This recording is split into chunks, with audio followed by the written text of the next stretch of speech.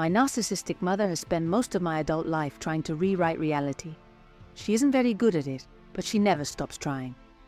One of her favorite stories began back in 2006 and has followed me ever since. She regularly reminds me that my parents paid for my master's degree. According to her, I owe them eternal gratitude for that. The problem is simple. They didn't pay for it. I have student loans. I still have the paperwork. I have the debt. I have the monthly statements. I have proof. I've offered more than once to show her the records. She refuses to look. Instead, she insists that my father must have lied to her, that he told her they paid for everything, and that she would never have allowed me to go into debt. Therefore, the debt must not be for school. In her version of events, something else must have happened. I must have taken out that loan for some other reason. I must have hidden it from them. I must be lying now. And since I'm lying, she says, she can't trust me. And since she can't trust me, I need to start showing more gratitude for everything she's done for me. Once, after listening to this speech for the 100th time, I calmly said, "The loan was for $20,000.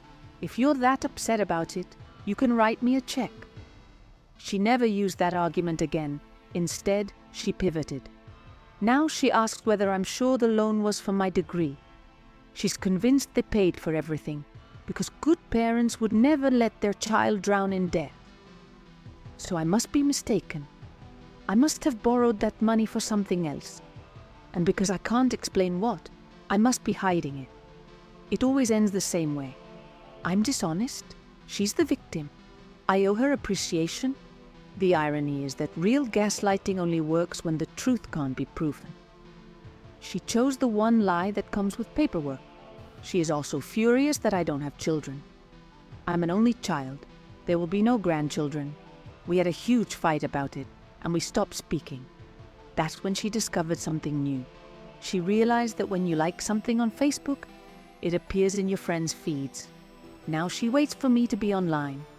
The moment I appear, she starts liking pages with names like, "I love my grandbabies," or "Being a grandma is life's greatest blessing." She reacts to posts saying things like, "I love my grandchildren more than all the stars in the sky." She leaves glowing comments under relatives' photos about how magical it is to be a grandparent. Every cousin I have either has kids or is expecting one. I don't want children. I already had parents who behaved like them.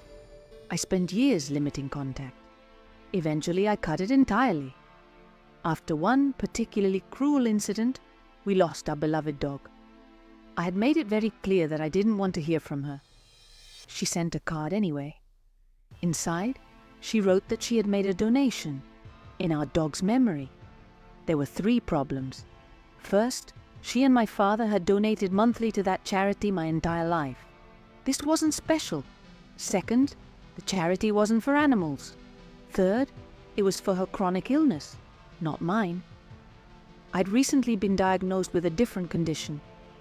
If she truly wanted to honor our dog or support me, she could have chosen an animal rescue or a foundation related to my illness. Instead, she donated to the same organization she always supported, for a disease I don't have, and framed it as a gesture for me. A half-hearted performance followed by sainthood. I told my husband I wouldn't respond. He sent a polite email anyway. "Thank you for thinking of us. You don't realize how important someone is until it's too late." At first I was upset. Then he said, "She's going to twist this." He was right. She stopped contacting me entirely. Through a family intermediary, we learned her intention. She wanted me to experience what life would be like without a mother, so I would regret everything and come crawling back. Instead, it was peaceful. No drama, no manipulation, no emotional ambushes. She thought she was punishing me. She accidentally gave me freedom. Long before I was old enough to name what she was doing, I learned one rule about my mom. She could never resist bragging. Even when her behavior was creepy, she needed an audience. She needed to feel clever. She needed someone to admire how, on top of things, she was. And because she loved to talk about herself, She regularly gave away her own tricks. When I was a teenager, I once overheard her on the phone telling someone about a little game she played. If she dropped me off somewhere, school, a friend's house, the mall, she would pretend to drive away. Then she'd loop back around to make sure I was still where she left me. She said it like it was hilarious and brilliant, like she was describing a prank. The funny part is that she told this story while I was close enough to hear her. Maybe she assumed I magically became deaf whenever she was on the phone. Or maybe she just couldn't imagine that I'd ever connect the dots. Either way, once I knew she did it, it became easy to beat. The next time she dropped me off with friends, we just waited. We watched the rearview mirrors and storefront reflections. Sure enough, her car turned back into view like clockwork. So we walked away. Not dramatically, not running, just calmly moving to a different place, out of sight, before she could catch us doing anything. It was small, but it felt like the first time I realized something important. She didn't do these things because she cared about my safety. She did them because she wanted control, and because she enjoyed the feeling of control. In college, it got worse, and also easier to expose. I started dating a guy. Nothing scandalous, nothing wild. We had a morning class together, and we'd walk there holding hands like a normal couple. One day, out of nowhere, my mum called me. Her voice was smug, almost excited, like she was about to deliver a dramatic reveal. She told me she knew I was seeing someone. She said she had eyes all over campus. She said she had people who watched me and reported back everything I did. Then she escalated it, like she couldn't help herself.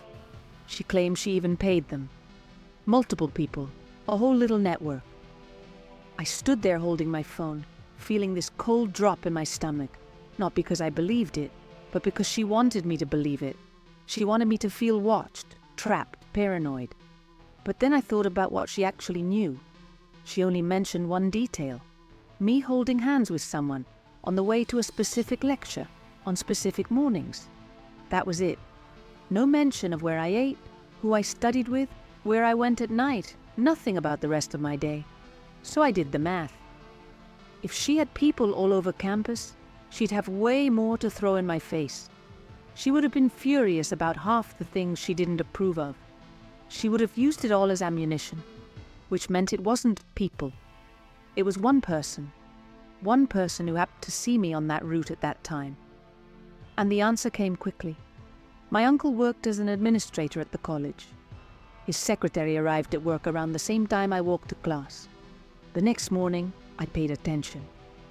I scanned the sidewalk like I was playing a game of Spot the Spy. And there she was. She looked right at me and smiled. This self-satisfied, smug little grin, like she was proud of herself for being involved in my private life. I didn't confront her. I didn't need to. From that day on, my boyfriend and I took a different route. Problem solved. Not long after that, I had to go to my uncle's office for something. I walked in, handled what I needed to handle, and as I was leaving, the secretary stopped me. She had the nerve to ask, very casually, why I'd been avoiding her. I just stared at her. Then she said something I still remember because of how bold it was, like she genuinely believed she had authority over me. She told me that if I didn't report to her and tell her what I was doing, my mom wouldn't like that. That was the moment something in me clicked into place. I looked her dead in the face and said calmly, "I don't care what my mom likes." Her expression changed instantly. Shock and confusion, like her brain couldn't process that a daughter could say that out loud. After that, I never went back to my uncle's office. If I needed to see him, I went to his house. I refused to step into that building and be watched by someone who thought spying on me was a job perk. When my mom realized I'd figured it out, she didn't apologize. She didn't back down. She got angry, not because she'd been caught, because her power move had failed. And since she hated losing, she tried to regain control the only way she knew how, by escalating the lay. She insisted there were more people watching me. She claimed she had someone following me everywhere, all day, every day. It was so obviously ridiculous that it almost became funny. So I leaned into it. Whenever she called and tried to interrogate me, what did I do this weekend? Where was I last night? Who am I with? I'd answer with the same line, ask your spy. Then I'd add something casual like, I have to run to class. If she pushed, I'd repeat it. Your little informant can update you. I'm busy. It drove her insane, because the point was never the information. The point was forcing me to explain myself. The point was getting me to perform obedience. And when I refused to do that, her whole fantasy collapsed. Eventually she was forced, very reluctantly, to admit there were no spies, no network, no paid watchers, just her, fishing for control and getting nothing back. Most of the time, people like her respond to that kind of resistance with rage, and she did, plenty. But every now and then, you get a rare, satisfying moment where their manipulation backfires so cleanly you can't help but laugh. A few years later, I had one of those moments that permanently changed how I saw her. It was Christmas season. I had flown in to spend the holidays with my parents because some relatives I actually liked were visiting too. One morning, my dad took my uncle out somewhere, leaving just me, my aunt and my mom in the house. My mom put on Christmas music early in the day. I'm an atheist, so the holiday has no religious meaning for me, and I generally hate the pop Christmas songs that play endlessly in stores every year. They get annoying fast, but my mom owns some old school albums, classic crooners, vintage recordings that I actually like. They were softer, nostalgic, not the usual overplayed stuff. After listening to one album twice, I casually suggested switching to another one. Still Christmas music, just a different album. She froze. Then she said slowly, I thought you hated Christmas music. I told her that I hated some Christmas music. Not all of it. She repeated it. But I thought you didn't like Christmas music. I explained again. She said it again. I always thought you hated it. By the fourth time, it hit me. She hadn't been playing that music because it was Christmas. She hadn't been playing it because she loved it. She had been playing it because she believed it annoyed me. And the second she realized it didn't, her mood collapsed. The change was immediate and dramatic. She'd been relatively calm all morning. Once she understood that the music wasn't bothering me, she became sharp, irritable, snapping at everyone for the rest of the day. It was like watching a switch flip. That was the moment I truly understood something terrifyingly simple. She enjoyed things only when she believed they made me unhappy. If everyone else was comfortable, she couldn't be. Her pleasure depended on my discomfort. That realization rewired how I saw my childhood. One of the main reasons I eventually cut contact with her was her martyr complex. It defined her entire personality, being wronged, being misunderstood, being the tragic hero of every story. Sometimes, though, that complex turned against her in ways she couldn't control. Several years ago, my mom had cancer. It was a highly treatable kind. It was caught early. The tumor was removed surgically, and the follow-up treatment was precautionary. Brutal, yes, but her chances of survival were extremely high, and she did recover. But cancer gave her the perfect stage. She told almost no one about it. Then she became furious that people weren't sensitive enough to her suffering. She demanded sympathy from people who didn't even know she was sick. It made sense only in narcissistic logic. She went through treatment as an outpatient. The medication didn't make her lose her hair. There were no obvious visible signs. No one could see her illness. I knew, because I can always tell when something is wrong with her, and because I forced the truth out of my father. But she forbade us from telling anyone else. And yet, everyone was apparently cruel for not treating her like a fragile, dying saint. When my brother died, she was forced to tell the family because she was still in treatment and had to travel for the funeral.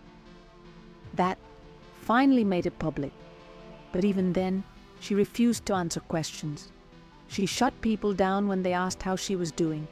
So they did what normal people do. They respected her boundaries. They told her she could reach out if she needed anything. They stopped pressing. And that, somehow, became another crime. Months later, during a family gathering, she exploded. She accused everyone of being heartless, of abandoning her while she suffered alone. One of her sisters, normally an enabler, finally snapped. She asked my mother how, exactly, they were supposed to support her when they weren't allowed to know anything. She pointed out that when someone says, "I don't want to talk about it," the respectful thing is to stop asking. She said, "If you needed something, you could have just told us." Another relative added that they had checked in about once a week without pushing, because from the outside, it was clear that my mom wasn't terminally ill and would likely recover. They had done exactly what they thought she wanted. My mom had nothing to say, because what she actually wanted was for them to beg, to chase, to pry, to humiliate themselves in concern. And when they didn't, her entire martyr narrative collapsed. After that, we never again heard about how everyone abandoned her during cancer. Even flying monkeys have a limit. The final break came later, and it was the moment her fantasies crossed into something genuinely dangerous. In 2011, she became obsessed with a high-profile murder trial in the US. The case of Casey Anthony? She followed every detail, talked about it constantly. Then her fixation shifted. She stopped focusing on Casey and began idolizing her father, George. She described him as a saint, a tragic hero, a perfect father falsely accused by his own monstrous daughter. She talked about him constantly. Then, early in 2012, she called me with news. She and my father were thinking about moving to my city. We didn't want that, at all. She said the reason was to help with the baby. I told her we didn't have children. She said she knew we would. Then she said something that made my blood run cold. She told me she was certain I would have a child, abuse it, possibly kill it, and then blame her. She said she and my father had discussed it. She explained, calmly, that when this happened, she would step in, gain full custody, and prove to the world what a wonderful person she was. She said the police and child services would see through me the moment they spoke to her. She said she would make sure my husband never saw the child again, because he would be too weak to protect it from me. I hung up. There was nothing to say. Later, when I connected the dots, I realized exactly where it came from. She wanted to be George Anthony. She wanted a monstrous daughter, a dead or endangered grandchild, a public stage, and herself at the center of it all, the tragic, heroic grandmother. When I told my husband, he said something that still echoes in my head. What scares me most is that I think she's capable of hurting a child just to make that story real. He called her and confronted her. She tried to backpedal, claiming I'd misunderstood, that she'd only meant she was too old to babysit 5 days a week. He told her she was lying. He told her he believed me. And he told her she was no longer welcome in our lives. We didn't speak to her for 2 years after that. 5 years later, we cut contact permanently. She lives across the country now. And somehow, miraculously, I've managed to grow up without abusing or murdering any children. That alone disproves everything she ever claimed about me. She doesn't get access to my life because she doesn't want me safe. She wants a story. And in her stories, someone always has to suffer. That's where the story ends. Thanks for watching. Let me know what you think of this story in the comments. Subscribe to the channel and see you next time.